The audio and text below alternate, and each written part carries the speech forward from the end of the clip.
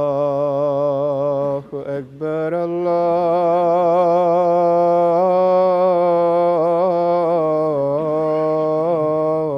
الله أكبر الله أكبر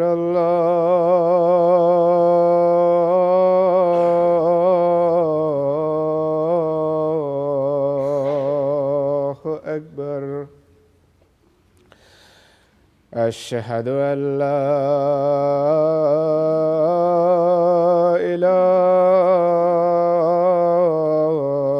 إله إلا الله. أشهد أن لا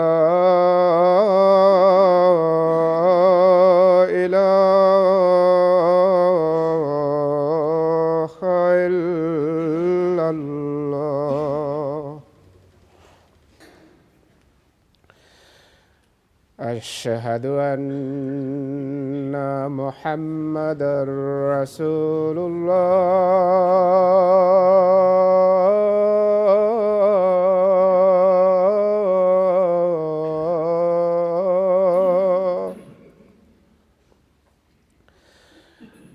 أشهد أن محمدًا رسول الله. حي على الصلاة.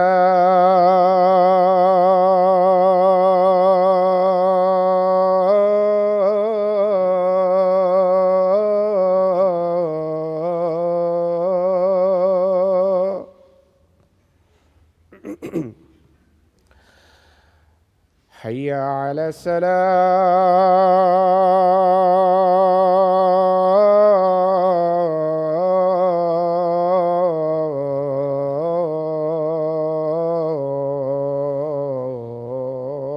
السلام. حي على الفلاح.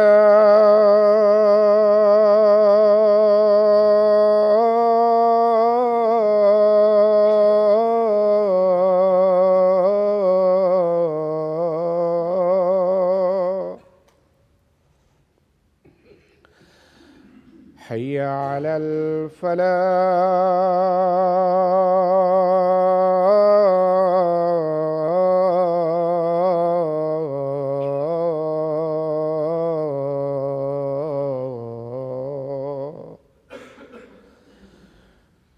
الله أكبر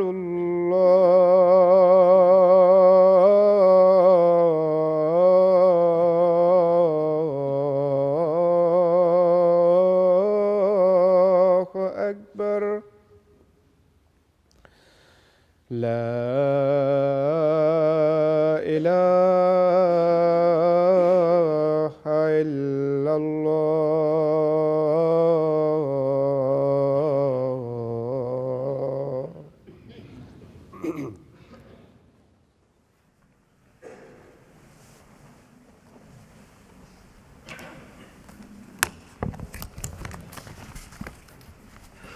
السلام عليكم ورحمة الله.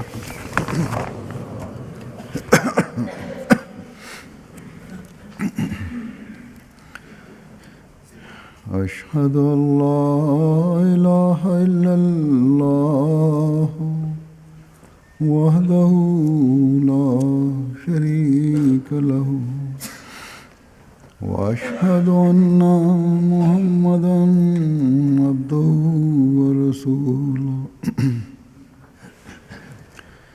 أما بعد فأعوذ بالله من الشيطان الرجيم. بسم الله الرحمن الرحيم. الحمد لله رب العالمين الرحمن الرحيم مالك يوم الدين إياك نعبد وإياك نستعين اهدنا الصراط المستقيم صراط الذين أنعمت عليهم غير المغضوب عليهم ولا الضالين يا أيها الذين آمنوا يا أيها الذين آمنوا أطيعوا الله وأطيعوا الرسول وأولي الأمر منكم وإن تنازعتم في شيء فردوه إلى الله والرسول إن كنتم تؤمنون بالله واليوم الآخر ذلك خير وأحسن تأويلا.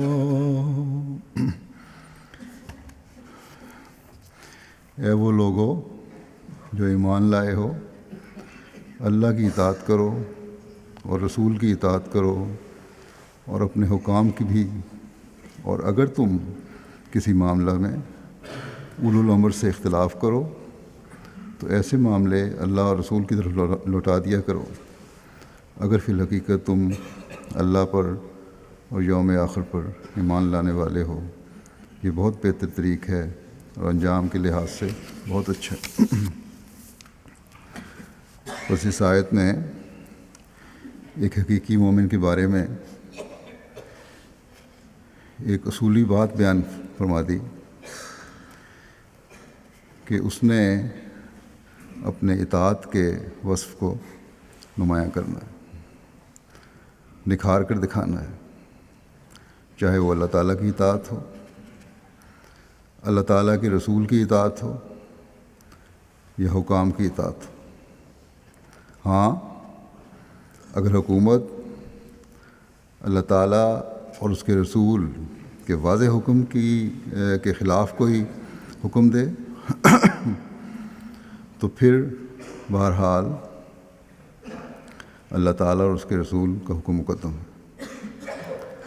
لیکن اگر مذہبی معاملات میں دخل اندازی نہیں ہے تو پھر حکام چاہے مسلم ہوں یا غیر مسلم ان کی اطاعت ضروری ہے. حضرت مسیح موعود علیہ السلام اس بارے میں ایک جگہ فرماتے ہیں کہ قرآن میں حکم ہے کہ اطیعوا اللہ و اطیعوا الرسول و اولی الامر منکم. اب اولی الامر کی اطاعت کا صاف حکم ہے. اگر کوئی کہے کہ گورنمنٹ منکم میں داخل نہیں تو یہ اس کی صریح غلطی ہے. گورنمنٹ جو بات شریعت کے موافق کرتی ہے وہ منکم میں داخل ہے، جو ہماری مخالفت نہیں کرتا وہ ہم میں داخل ہے. فرمایا اشارۃ النص کے طور پر قرآن سے ثابت ہوتا ہے کہ گورنمنٹ کی اطاعت کرنی چاہیے. یعنی صاف طور پر ظاہر ہے قرآن کریم سے بڑا واضح ہے کہ یہ اشارہ اس آیت میں ہے کہ گورنمنٹ کی اطاعت بھی کرنی چاہیے. بس اس زمانے کے حکم اور عدل نے واضح فرما دیا کہ سوائے خدا تعالیٰ اور اس کے رسول کے حکموں کی نفی کرنے والے احکامات کے عموماً دنیاوی احکامات میں ایک مومن کا کام ہے کہ وہ مکمل طور پر ملکی قوانین کی پابندی کرے. اگر یہ سنہری اصول اس وقت کے مسلمان بھی اپنا لیں کہ حکومت وقت سے لڑنا نہیں ہے، تو بہت سے ملکوں میں جو فساد کی صورتحال ہے اس میں بہت حد تک سکون آ سکتا ہے۔ بہرحال اس وقت میں اس بحث میں پڑے بغیر کہ حکمرانوں کا کتنا قصور ہے اور فساد پیدا کرنے والے گروہوں کا کتنا قصور ہے اور اس وجہ سے مسلم امہ کس حد تک متاثر ہو رہی ہے، میں حضرت مسیح علیہ السلام کا ایک اقتباس آپ کے سامنے رکھوں گا، کافی لمبا اقتباس ہے، جو اطاعت کے معیار، اطاعت کی اہمیت، اطاعت نہ کرنے کے نقصانات اور اسلام کے پھیلنے میں اطاعت کے کردار وغیرہ پہلوؤں کو اپنے اندر سمیٹے ہوئے۔ اس زمانے میں احمدی ہی اس بات کا صحیح اظہار کر سکتے ہیں یا اطاعت کا صحیح اظہار کر سکتے ہیں اور دنیا کو دکھا سکتے ہیں کہ مسلمانوں کے وقار کو کس طرح قائم کیا جا سکتا ہے۔ بہرحال اپنی نمونے پہلے ہیں، اپنے اطاعت کے معیاروں کو بلند کرنا پہلے ہے۔ حضرت مسیح علیہ السلام بیان کرتے فرماتے ہیں کہ یعنی اللہ اور اس کے رسول اور ملوک کی اطاعت اختیار کرو۔ اطاعت ایک ایسی چیز ہے کہ اگر سچے دل سے اختیار کی جائے تو دل میں ایک نور اور روح میں ایک لذت اور روشنی آتی ہے۔ مجاہدات کی اس قدر ضرورت نہیں ہے، مجاہدات کی اس قدر ضرورت نہیں ہے جس قدر اطاعت کی ضرورت ہے، مگر ہاں یہ شرط ہے کہ سچی اطاعت ہو، اور یہی ایک مشکل امر ہے۔ اطاعت میں اپنے ہوائے نفس کو ذبح کر دینا ضروری ہوتا ہے، بدون اس کے اطاعت ہو نہیں سکتی، اور ہوائے نفس ہی ایک ایسی چیز ہے جو بڑے بڑے مواحدوں کے قلب میں بھی بت بن سکتی ہے۔ صحابہ رضوان اللہ علیہم اجمعین پر کیسا فضل تھا، اور وہ کس قدر رسول اللہ صلی اللہ علیہ وسلم کی اطاعت میں فنا شدہ قوم تھی۔ یہ سچی بات ہے کہ کوئی قوم نہیں کہلا سکتی اور ان میں ملیت اور یگانگت کی روح نہیں پھونکی جاتی جب تک کہ وہ فرما برداری کے اصول کو اختیار نہ کرے، اور اگر اختلاف رائے اور پھوٹ رہے تو پھر سمجھ لو کہ یہ ادبار اور تنزل کے نشانات ہیں، پھر زوال ہی زوال ہے۔ فرمایا مسلمانوں کے ضعف اور تنزل کے من جملہ دیگر اسباب کے باہم اختلاف اور اندرونی تنازعات بھی ہیں، پس اگر اختلاف رائے کو چھوڑ دیں اور ایک کی اطاعت کریں جس کی اطاعت کا اللہ تعالیٰ نے حکم دیا ہے، پھر جس کام کو چاہتے ہیں وہ ہو جاتا ہے۔ اللہ تعالیٰ کا ہاتھ جماعت پر ہوتا ہے، اس میں یہی تو سر ہے کہ اللہ تعالیٰ توحید کو پسند فرماتا ہے، اور یہ وحدت قائم نہیں ہو سکتی جب تک اطاعت نہ کی جاوے۔ پیغمبر خدا صلی اللہ علیہ وسلم کے زمانے میں صحابہ بڑے بڑے اہل الرائے تھے، خدا نے ان کی بناوٹ ایسی ہی رکھی تھی، وہ اصول سیاست سے بھی خوب واقف تھے، کیونکہ آخر جب حضرت ابوبکر رضی اللہ تعالیٰ عنہ اور حضرت عمر رضی اللہ تعالیٰ عنہ اور دیگر صحابہ کرام خلیفہ ہوئے اور ان میں سلطنت آئی، تو انہوں نے جس خوبی اور انتظام کے ساتھ سلطنت کے بارے گراں کو سنبھالا ہے، اس سے بخوبی معلوم ہو سکتا ہے کہ ان میں اہل الرائے ہونے کی کیسی قابلیت تھی۔ مگر رسول کریم صلی اللہ علیہ وسلم کے حضور ان کا یہ حال تھا کہ جہاں آپ نے کچھ فرمایا، اپنی تمام راہوں اور دانشوں کو اس کے سامنے حقیر سمجھا، اور جو کچھ پیغمبر خدا صلی اللہ علیہ وسلم نے فرمایا اسی کو واجب العمل قرار دیا۔ ان کی اطاعت میں گمشدگی کا یہ عالم تھا کہ آپ کے وضو کے بقیہ پانی میں برکت ڈھونڈتے تھے اور آپ کے لب مبارک کو متبرک سمجھتے تھے۔ اگر ان میں یہ اطاعت، یہ تسلیم کا مادہ نہ ہوتا، بلکہ ہر ایک اپنی ہی رائے کو مقدم سمجھتا اور پھوٹ پڑ جاتی، تو وہ اس قدر مراتب عالیہ کو نہ پاتے۔ میرے نزدیک شیعہ سنیوں کے جھگڑوں کو چکا دینے کے لیے یہی ایک دلیل کافی ہے کہ صحابہ کرام میں باہم پھوٹ، ہاں باہم کسی قسم کی پھوٹ اور عداوت نہ تھی، کیونکہ ان کی ترقیاں اور کامیابیاں اس امر پر دلالت کر رہی ہیں کہ وہ باہم ایک تھے اور کچھ بھی کسی سے عداوت نہ تھی۔ ناسمجھ مخالفوں نے کہا ہے کہ اسلام تلوار کے زور سے پھیلایا گیا، مگر میں کہتا ہوں یہ صحیح نہیں ہے۔ اصل بات یہ ہے کہ دل کی نالیاں اطاعت کے پانی سے لبریز ہو کر بہہ نکلی تھیں۔ یہ اس اطاعت اور اتحاد کا نتیجہ تھا کہ انہوں نے دوسرے دلوں کو تسخیر کر لیا۔ میرا تو یہ مذہب ہے کہ وہ تلوار جو ان کو اٹھانی پڑی وہ صرف اپنی حفاظت کے لیے تھی، ورنہ اگر وہ تلوار نہ بھی اٹھاتے تو یقیناً وہ زبان ہی سے دنیا کو فتح کر لیتے۔ فرماتے ہیں سخن کز دل بیروں آیت نشینت لا جرم بر دل، یعنی وہ بات جو دل سے نکلتی ہے، آیت نشینت لا جرم بر دل، اس میں کوئی شک نہیں، وہ دل پہ ضرور اثر کرتی ہے۔ جو بات دل سے نکلے وہ دل پہ ضرور اثر کرتی ہے۔ فرماتے ہیں انہوں نے ایک صداقت اور حق کو قبول کیا تھا اور پھر سچے دل سے قبول کیا تھا۔ اس میں کوئی تکلف اور نمائش نہ تھی۔ ان کا صدق ہی ان کی کامیابیوں کا ذریعہ ٹھہرا۔ یہ سچی بات ہے کہ صادق اپنے صدق کی تلوار ہی سے کام لیتا ہے۔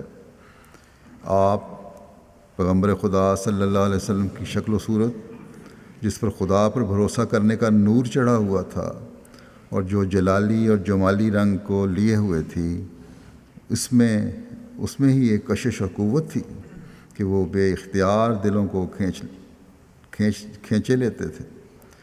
اور پھر آپ کی جماعت نے اطاعت الرسول کا وہ نمونہ دکھایا اور اس کی استقامت ایسی فوق الکرامت ثابت ہوئی کہ جو ان کو دیکھتا تھا وہ بے اختیار ہو کر ان کی طرف چلا آتا تھا۔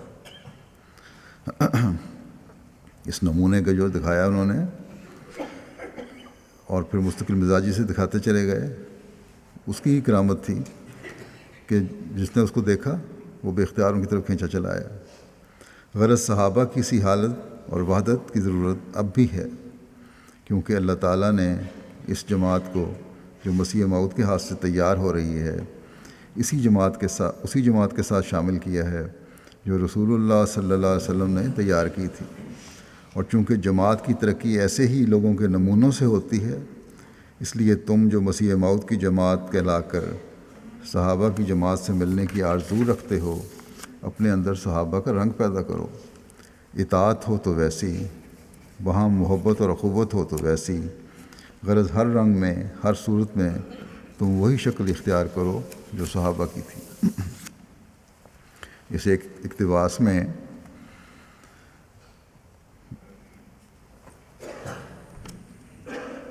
آپ علیہ السلام نے بہت سی باتوں کی وضاحت فرما دی۔ پہلی بات تو یہ کہ جیسا کہ پہلے بیان ہو چکا ہے کہ اللہ تعالیٰ کی اطاعت کرو اور اللہ تعالیٰ کے رسول کی اطاعت کرو، اور پھر اولو الامر یعنی اپنے سرداروں، حکومت وغیرہ کی اطاعت کرو۔ اس میں حکومتی نظام بھی آ جاتا ہے، اور نظام جماعت بھی آ جاتا ہے۔ اور خلافت کی اطاعت تو ان دونوں سے اوپر ہے، کیونکہ خلافت اللہ اور اس کے رسول کے احکامات کو ہی قائم کرتی ہے، اور نظام جماعت خلافت کے تابع ہے۔ اور یہ خلافت کی خوبصورتی ہے کہ بعض دفعہ اگر نظام جماعت کو چلانے کے لیے مقرر کردہ کارکنوں اور افراد جماعت کے تعلق میں کوئی مسئلہ پیدا ہو جائے، کوئی تنازع پیدا ہو جائے، تو خلیفہ وقت اس کو دور کرتا ہے۔ یہ اس کے فرائض میں شامل ہے۔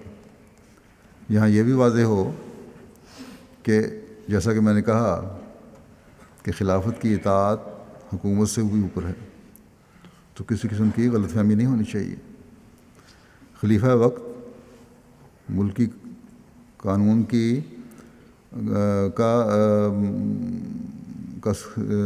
ملکی قوانین کی سب سے زیادہ پابندی کرتا ہے، کرنے والا ہے اور کروانے والا ہے۔ حضرت مسیح موعود علیہ السلام ایک جگہ فرماتے ہیں کہ اولو الامر سے مراد جسمانی طور پر بادشاہ اور روحانی طور پر امام الزمان ہے۔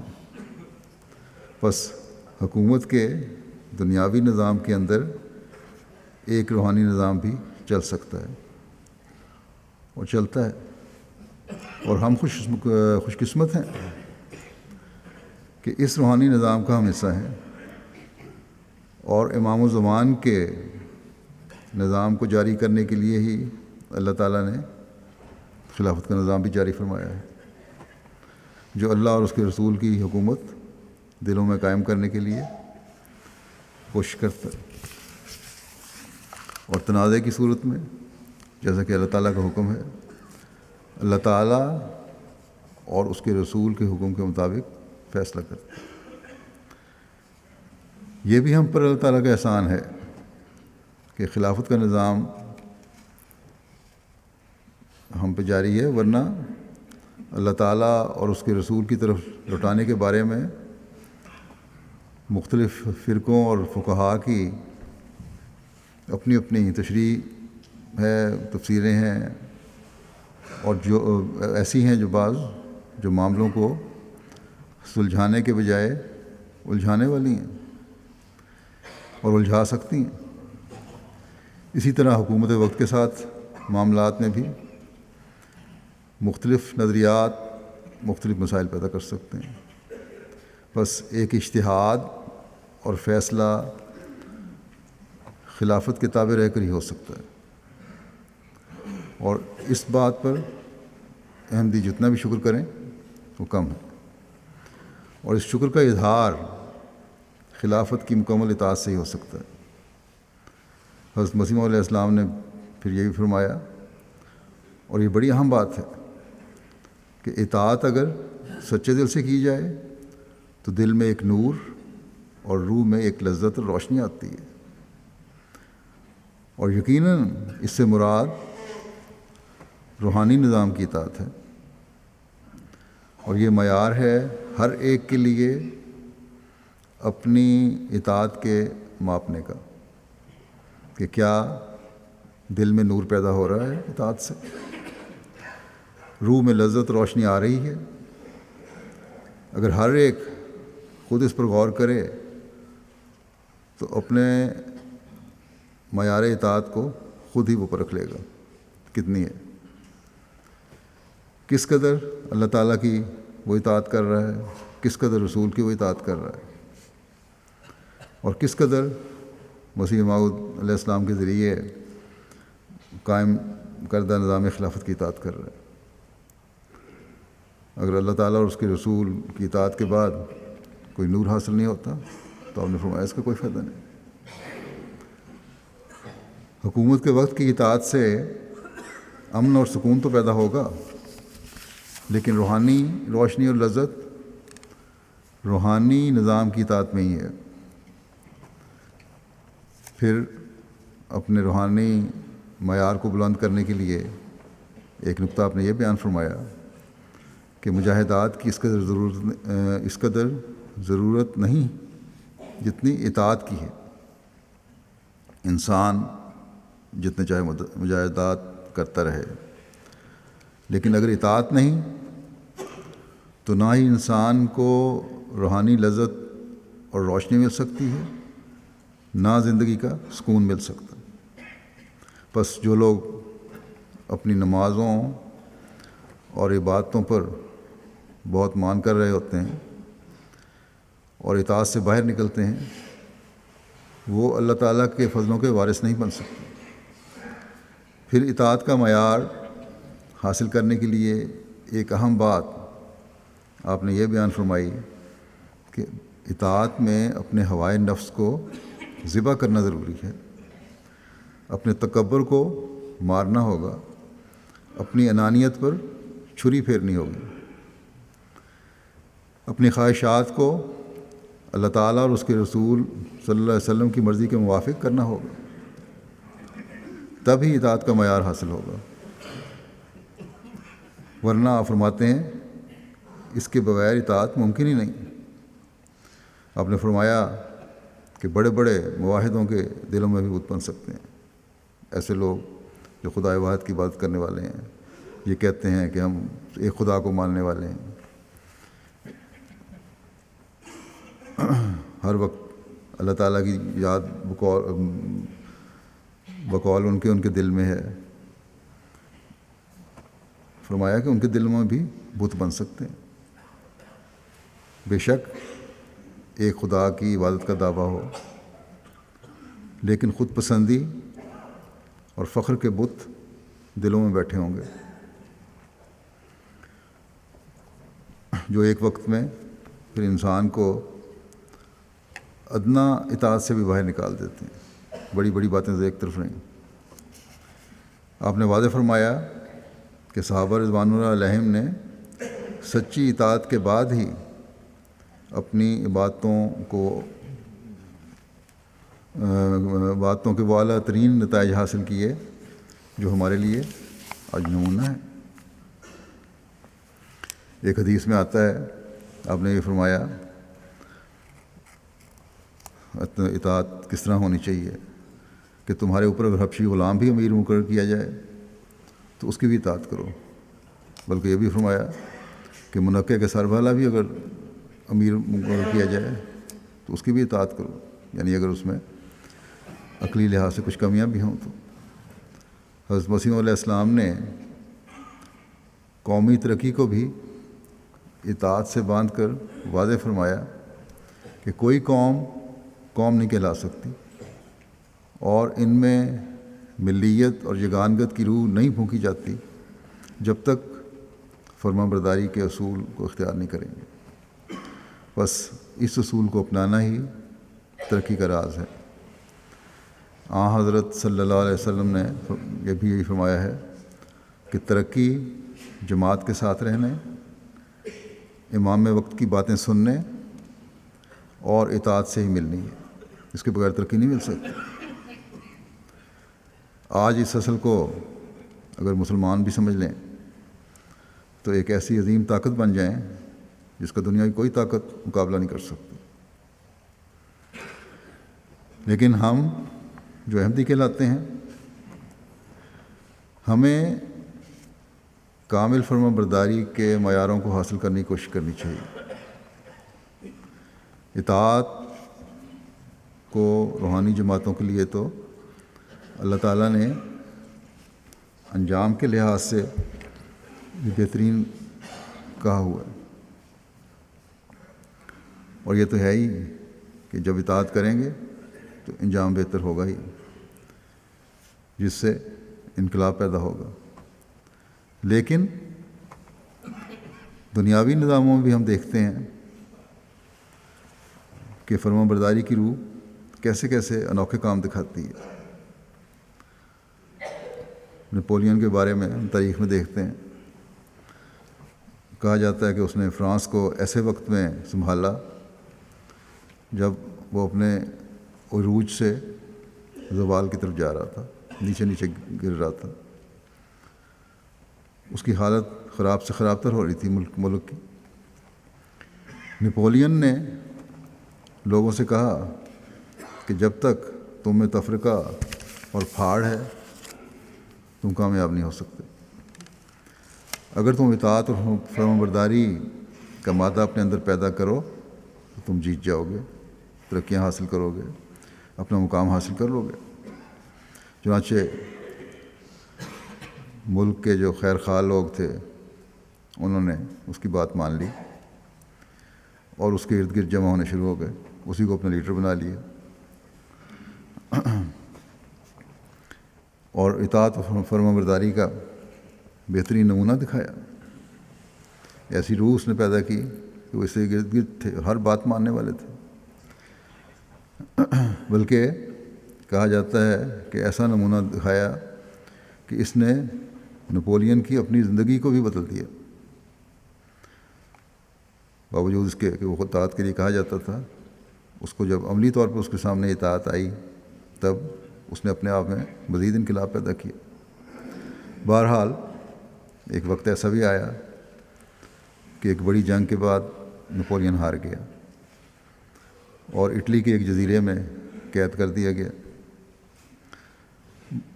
وہاں باہر کچھ وقت کے بعد کچھ لوگوں کی مدد سے آزاد ہوا، دوبارہ فرانس کے ساحل پر آیا۔ اس وقت تک فرانس میں نئی حکومت قائم ہو چکی تھی، نیا نظام تھا۔ بادشاہ نے پادریوں کو بلا کر ان کے ذریعے جرنیلوں اور سپاہیوں سے بائبل پر ہاتھ رکھوا کر قسمیں لی تھیں۔ یہ عہد لیا تھا کہ وہ نئی حکومت کی اطاعت اور فرمانبرداری کریں گے۔ بادشاہ نے بائبل پر ہاتھ رکھوا کر قسمیں اس لیے لی تھیں کہ اس کو پتہ تھا کہ نپولین نے لوگوں میں اطاعت اور فرمانبرداری کی ایسی روح پیدا کر دی ہے کہ اگر وہ واپس آ گیا تو لوگ پھر اس کے ساتھ مل جائیں گے۔ نپولین جب قید سے رہا ہو کر کسی طریقے سے قید سے رہا ہو گیا، کچھ ساتھیوں نے اس کی مدد کی، واپس فرانس آیا تو وہاں اس نے اپنے ارد گرد ایسے لوگوں کو، ذمہ داروں کو، عام لوگوں کو اکٹھا کرنا شروع کر دیا، عوام میں سے جو اس کے وفادار تھے ان کو جمع کرنا شروع کر دیا۔ وہ تجربہ کار فوجی نہیں تھے، اسلحہ بھی ان کے پاس اتنا نہیں تھا۔ بہرحال جب بادشاہ کو پتہ لگا تو اس نے ایک جنرل کو فوج دے کر بھیجا کہ اسے ختم کریں۔ اتفاقاً ان کا آمنا سامنا ایک ایسی جگہ ہو گیا جہاں ایک تنگ درہ تھا، جہاں صرف چند آدمی کندھا ملا کر گزر سکتے تھے۔ نپولین نے اپنے فوجیوں کو آگے بڑھنے کا حکم دیا۔ وہ آگے بڑھے لیکن حکومتی فوجیوں نے انہیں گولیوں کی بارش کر کے ختم کر دیا۔ پھر اس نے اور آدمی بھیجے، وہ بھی مارے گئے، ان کا وہی انجام ہوا۔ آخر سپاہیوں نے کہا کہ آگے بڑھنے کی کوئی صورت نہیں ہے، دشمن سامنے ہے اور جگہ تنگ ہے، ادھر ادھر ہم ہو نہیں سکتے۔ اور پھر وہ یہ بھی کہتے ہیں کہ ہم نے بائبل پر قسمیں کھائی ہیں کہ حکومت کا ساتھ دینا ہے اور نپولین کے سپاہیوں کو ختم بھی کرنا ہے۔ بہرحال ہم حملہ پوری طرح کر نہیں سکتے، کوئی ذرہ چھوٹا ہے، اور مارے جاتے ہیں کیونکہ نپولین نے خود ہی ان حکومتی سپاہیوں میں بھی تربیت کر کے اطاعت اور فرمانبرداری کا جذبہ پیدا کیا تھا۔ اس نے ان سے کہا، اپنے سپاہیوں سے جو اب اس کے ساتھ تھے، کہ ان سے کہو جا کے کھڑے ہو کے درے میں کہ نپولین کہتا ہے کہ راستہ چھوڑ دو۔ لیکن اس پر بھی حکومتی سپاہی گولیوں کی پچھاڑ کرتے رہے کہ ہم نے بائبل پر قسمیں کھائی ہیں، اس لیے نپولین کا حکم اب نہیں مان سکتے۔ نپولین کو اس پر یقین نہ آیا کیونکہ وہ خیال تھا کہ ایسی تربیت میری ہے، یہ ہو نہیں سکتا کہ میری بات نہ مانے، کیونکہ میں نے ہی ان میں فرمان برداری کا مادہ پیدا کیا، اطاعت کا مادہ پیدا کیا۔ کس طرح ہو سکتا ہے کہ میرے سپاہیوں پر گولیاں چلائیں؟ پھر اس نے بھیجا اور مزید آدمی مارے گئے، یہی انجام ہوا۔ آخر نپولین خود گیا کہ میں دیکھوں گا کہ وہ کس طرح میری بات نہیں مانتے۔ چنانچہ وہ گیا، اس نے کہا میں نپولین ہوں اور تم سے کہتا ہوں راستہ چھوڑ دو۔ حکومتی فوج کے افسر نے کہا کہ اب وہ دن گئے، ہم نے نئی حکومت سے وفاداری قسم کھائی ہے، مگر نپولین کو یہ یقین تھا کہ فرمان برداری کا سبق تو اس نے لوگوں کو دیا ہے، اور یہ سبق اتنی جلدی یہ لوگ بھول نہیں سکتے۔ نپولین نے کہا کہ میری فوجوں نے تو بہرحال آگے جانا ہے، اگر تم میرا سکھایا ہوا سبق بھول گئے ہو، انہی فوجیوں کا حکومتی کہ تم میرا سکھایا ہوا سبق بھول گئے ہو، تو لو میں سامنے کھڑا ہوں، جس سپاہی کا دل چاہتا ہے وہ اپنے بادشاہ کے سینے میں گولی مار دے، میں ہی اب تک تم پہ حکومت کرتا رہوں، اگر تم چاہتے ہو کہ اپنے بادشاہ کو مارنا ہے تو لو میں کھڑا ہوں، تم میرے سینے میں گولی مارو۔ جب نپولین نے یہ کہا، وہ پرانا جذبہ جو تھا ان سپاہیوں کا، وفاداری اور فرما برداری کا، وہ واپس آ گیا۔ انہوں نے نپولین زندہ باد کا نعرہ لگایا اور دوڑ کر اس کے سے شامل ہو گئے، بلکہ کہتے ہیں کہ ان میں سے بعض بچوں کی طرح رو رہے تھے۔ تو جب یہ خبر جنرل کو ملی جو پیچھے تھا وہ فوج کا بڑے حصے کے ساتھ، وہ آگے بڑھا کہ حملہ کرے، لیکن جب اس کے کان میں نپولین کی آواز پہنچی کہ تمہارا بادشاہ نپولین تمہیں بلاتا ہے، تو وہ فوج اور جنرل بھی اپنا جو بات کا اقرار تھا وہ بھول کر اس کے ساتھ شامل ہو گئے، اور فرمان برداری کا جو پہلا اقرار تھا اس پہ قائم ہو گئے۔ بہرحال یہ نپولین کی کوششیں تھیں کہ فرانس کے شدید تفرقے کو اس نے فرمان برداری کا جذبہ پیدا کر دیا۔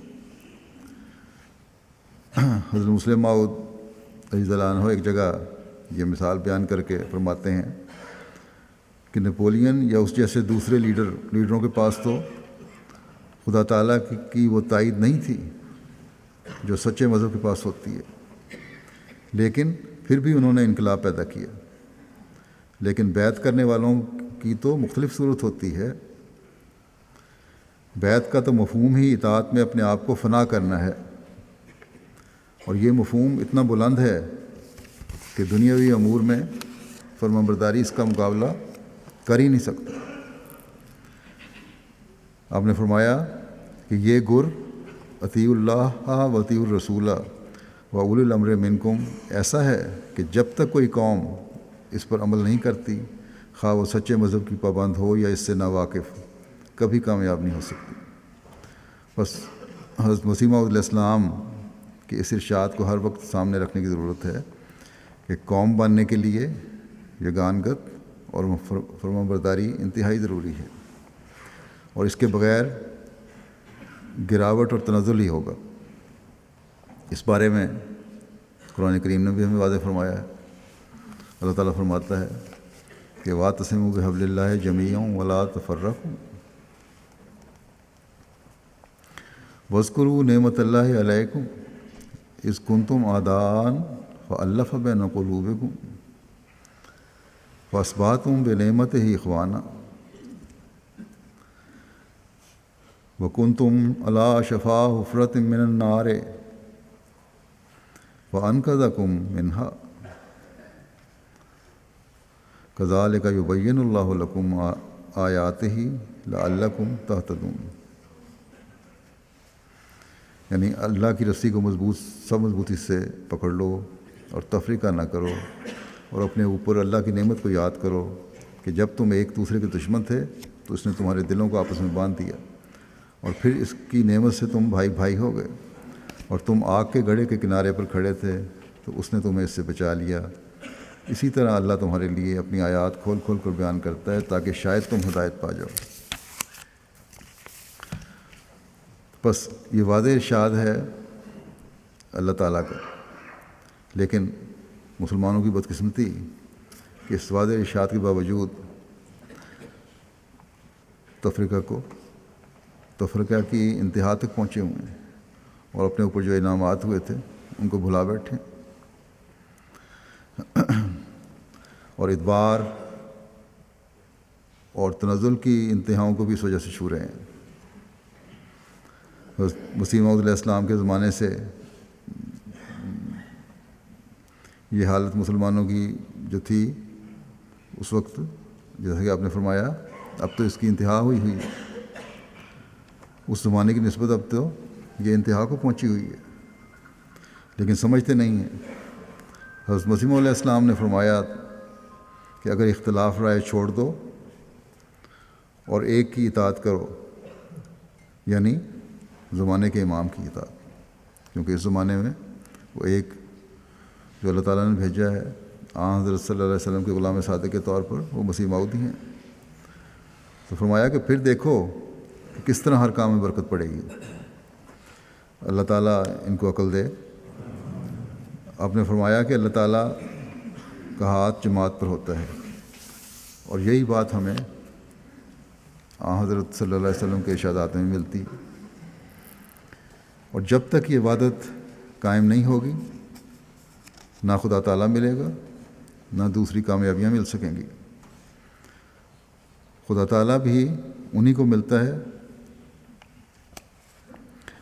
توحید کا صحیح ادراک بھی انہیں ہی ہوتا ہے جن میں عبادت ہوتی ہے۔ بس ہمیں بھی صرف اس بات پر راضی نہیں ہو جانا چاہیے کہ ہم نے بیعت کر لی، بیعت کے معیار کو حاصل کرنے کی ضرورت ہے، اور وہ ہے جیسا کہ بیعت کے لفظ سے پتہ لگتا ہے، بک جانا، اور تبھی خدا تعالیٰ کے فضلوں کے بھی ہم وارث بنیں گے۔ حضرت مسیح علیہ السلام نے حضرت ابوبکر رضی اللہ عنہ اور حضرت عمر رضی اللہ تعالیٰ عنہ کی مثال دے کر اور دوسرے صحابہ کے عمومی ذکر کر کے یہ بتایا کہ یہ لوگ صاحب الرائے اور دنیاوی اور سیاسی سوجھ بوجھ رکھتے تھے، اور وقت آنے پر ان کی یہ خوبیاں ان پر ظاہر ہوئیں، اور بڑے شاندار طریق پر انہوں نے حکومت چلائی۔ لیکن حضرت صلی اللہ علیہ وسلم کی زندگی میں لگتا تھا کہ انہیں کچھ پتہ نہیں، مکمل اطاعت اور فرما برداری اور حکموں پر چلنا ان کا کام تھا۔ اپنی تمام راہوں اور دانشوں اور عقل مندیوں کو انتہائی حقیر سمجھتے تھے وہ لوگ، اور پھر دنیا نے دیکھا کہ ان صحابہ نے کس طرح دنیا کی رہنمائی کی۔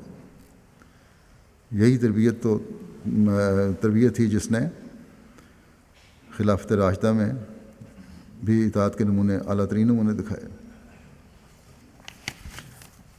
ایک واقعہ آتا ہے تاریخ میں کہ حضرت ابو عبیدہ رضی اللہ تعالیٰ عنہ کی دانش مندی، بے نفسی اور قومی مفاد کو پیش نظر رکھنے کا جو ہے کہ حضرت ابو عبیدہ کو حضرت عمر کا خط ملا ایک جنگ کے دوران، جس میں حضرت ابو بکر رضی اللہ عنہ حضرت عمر کا خط ملا جس میں حضرت ابو بکر رضی اللہ عنہ کی وفات کا ذکر تھا، اور حضرت عمر نے حضرت خالد بن ولید کو معزول کرتے ہوئے حضرت ابو عبیدہ کو امیر لشکر مقرر فرمایا تھا۔ حضرت ابو عبیدہ نے حضرت خالد کو وسیع تر قومی مفاد کے پیش نظر اس وقت تک اس کی اطلاع نہیں کی جب تک اہل دمشق کے ساتھ صلح نہیں ہو گئی، اور معاہدہ پر صلح آپ نے جو معاہدہ صلح تھا اس پر آپ نے حضرت خالد بن ولید سے دستخط کروائے۔ حضرت خالد بن ولید کو بعد میں پتہ چلا کہ مجھے تو معزول کر دیا گیا تھا اور ان کو سپہ سالار بنایا گیا تھا، تو انہوں نے شکوہ کیا، مگر آپ ٹال گئے اور ان کے کارناموں کی تعریف کرتے ہوئے انہیں مطمئن کر دیا۔ اسلامی جرنیل حضرت خالد بن ولید نے اس موقع پر اطاعت خلافت کا انتہائی شاندار نمونہ دکھاتے ہوئے کہا کہ لوگوں، تم پر اس امت کے امیر مقرر ہوئے ہیں۔ حضرت ابو عبیدہ کو آن وسلم نے امین کے لقب سے خطاب دیا تھا۔ حضرت ابو عبیدہ نے جواب میں کہا، میں نے رسول اللہ صلی اللہ علیہ وسلم کو فرماتے سنا ہے کہ خالد خدا کی تلواروں میں سے ایک تلوار ہے اور قبیلے کا بہترین نوجوان ہے۔ بس یہ تھا خوش دلی سے خلیفہ وقت کے فیصلے کو ماننا آج بھی بعض دفعہ ایسے واقعات ہو جاتے ہیں، عموماً تو نہیں، اللہ تعالیٰ کے فضل سے جماعت کے اطاعت کا جذبہ ہے، لیکن بعض ایسے بھی ہیں جب کسی کو عہدے سے ہٹایا جائے تو سوال ہوتا ہے کیوں ہٹایا گیا، کس لیے ہٹایا گیا، کیا کمی تھی ہم میں۔ اگر یہ نمونے اپنے سامنے رکھیں جو تاریخ ہمیں دکھاتی ہے تو کبھی اس قسم کے سوال نہ اٹھیں۔ بہرحال ہمیں یاد رکھنا چاہیے کہ آج بھی وہی قرآن ہے جس میں اللہ تعالیٰ کے احکامات ہیں، اسی رسول کی ہم پیروی کرتے ہیں جس نے ہماری رہنمائی کی ہے، اور احادیث کی کتب میں ہمیں وہ رہنمائی مل بھی جاتی ہے۔ لیکن مسلمانوں کی حالت کیا ہے؟ یا آپس کا فتنہ و فساد ہے یا دنیا کے آگے ہاتھ پھیلائے ہوئے ہیں۔ حضرت مسیح موعود علیہ السلام نے فرمایا کہ آج جو یہ پھوٹ ہے اور شیعہ سنی کے جھگڑے ہیں، بلکہ اب تو اور بھی مزید تقسیمیں ہو گئی ہیں، یہ اطاعت سے باہر نکلنے کی وجہ سے یہ زوال ہے۔ اگر آج آپس میں ایک ہو جائیں تو یہ اعتراض بھی مخالفین کے ختم ہو جائیں کہ اسلام تلوار کے زور سے پھیلا تھا۔ صحابہ کی یگانگت اور اطاعت ایسی تھی کہ اس نے دلوں کو فتح کر لیا تھا۔ بس اس اتحاد کی ضرورت ہے، اور خاص طور پر مسیح موعود کی جماعت کو آپ نے اپنی جماعت کو توجہ دلائی کہ تم صحابہ کا نمونہ پیدا کرو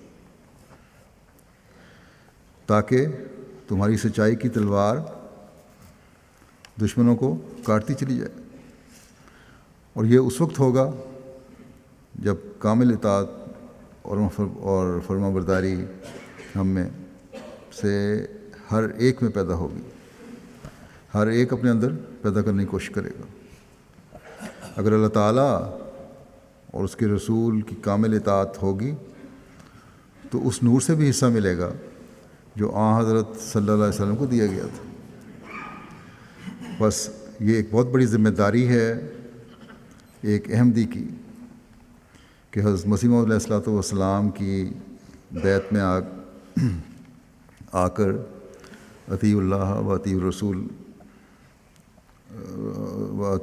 اولی الامر منکم کا ایسا نمونہ بنے جو دنیا کی توجہ اپنی طرف کھینچنے والا ہو، اور یہی وہ حربہ ہے جس سے ہم دنیا کے دل جیت سکتے ہیں، جس سے ہم دنیا کو اللہ تعالیٰ اور اس کے رسول صلی اللہ علیہ وسلم کے قدموں میں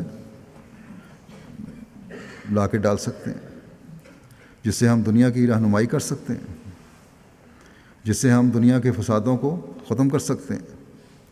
کیونکہ جیسا کہ میں نے کہا، ہمارے پاس اللہ تعالیٰ کے احکام قرآن کریم کی صورت میں موجود ہیں جو ہمارے لیے قابل اطاعت ہیں، ہمارے پاس اور قابل عمل ہیں، ہمارے پاس اسوہ رسول صلی اللہ علیہ وسلم موجود ہے جس کی اطاعت کرنا ہم پہ فرض کیا گیا ہے، ہمارے اندر اولی الامر کا روحانی نظام بھی موجود ہے جو اللہ اور اس کے رسول صلی اللہ علیہ وسلم کے حکموں کی طرف توجہ دلاتا رہتا ہے۔ بس کوئی وجہ نہیں کہ ہم اپنے میں اور دوسروں میں ایک نمایاں امتیاز پیدا نہ کر سکیں۔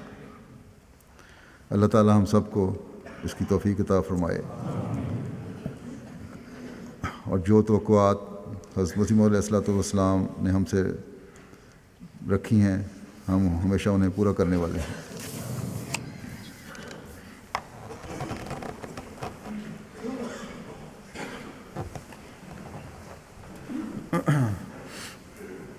الحمد للہ نحمدہ ونستعینہ ونستغفرہ ونؤمن بہ ونتوکل علیہ ونعوذ باللہ من شرور انفسنا ومن سيئات أعمالنا من يهده الله فلا مضل له ومن يضلل فلا هادي له ونشهد أن لا إله إلا الله ونشهد أن محمدا عبده ورسوله عباد الله رحمكم الله إن الله يأمر بالعدل والإحسان وإيتاء ذي القربى وينهى عن الفحشاء